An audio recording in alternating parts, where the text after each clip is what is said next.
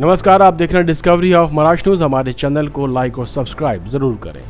Iran और Israel के बीच 12 दिनों तक चली घमासान जंग के बाद सीज फायर लागू कर दिया गया।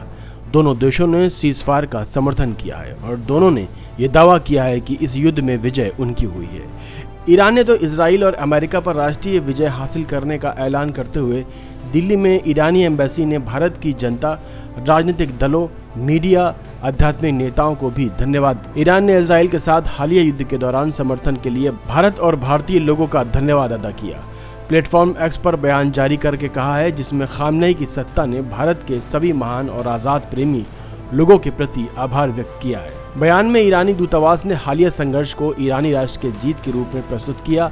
इसके साथ ही भारत और ईरान के बीच लंबे समय से चले आ रहे रिश्तों का भी जिक्र किया। ईरान ने अपने बयान में कहा कि ज़ायोनी शासन और यूएसए के सैन्य आक्रमण के सामने ईरानी राष्ट्र के जीत के अवसर पर नई दिल्ली में इस्लामिक गणराज्य ईरान का दूतावास भारत के सभी महान और स्वतंत्र प्रेमी लोगों के प्रति हार्दिक आभार व्यक्त करता है। इसमें भारत के सम्मानित नागरिक, राजनीतिक दल, संसद के माननीय सदस्य, गैर सरकारी सदस्य, धार्मिक और आध्यात्मिक नेता, विश्वविद्यालय के प्रोफेसर, मीडिया के सदस्य, सामाजिक कार्यकर्ता और सभी व्यक्ति शामिल हैं। ये लोग महान देश ईरान के साथ मजबूती के साथ खड़े रहे।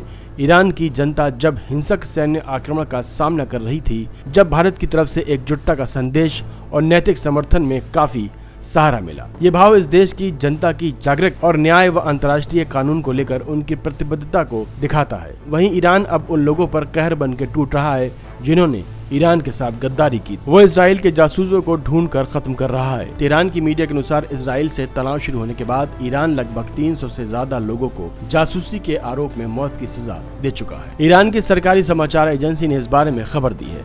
बता दें, 16 जून से जासूसी के आरोप में फांसी मिलने वालों की तादाद 6 हो गई है।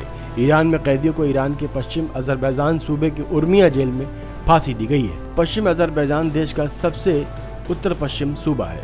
एक खबर में ईरान की न्यायपालिका का हवाला देते हुए कहा कि इन व्यक्तियों पर देश में हथियार लाने का आरोप था। ईरान ने इजराइल के साथ अपने युद्ध के दौरान कई लोगों को फांसी की सजा दी है। उधर ईरान के विदेश मंत्रालय के प्रवक्ता इस्माइल बाघई ने भी माना है कि हमलों से उनके देश के परमाणु संयंत्रों को भारी नुकसान हुआ, लेकिन अपने परमाणु कार्यक्रम को जारी रखने का संकल्प व्यक्त किया है। गुरुवार को ईरान ने नागरिक विमानों के आवागमन के लिए अपना एयरबेस खोल दिया। शांति रहने पर 1-2 दिन में स्थिति सामान्य हो जाएगी। देखते रहिए डिस्कवरी ऑफ महाराष्ट्र न्यूज़। राज शेख की रिपोर्ट।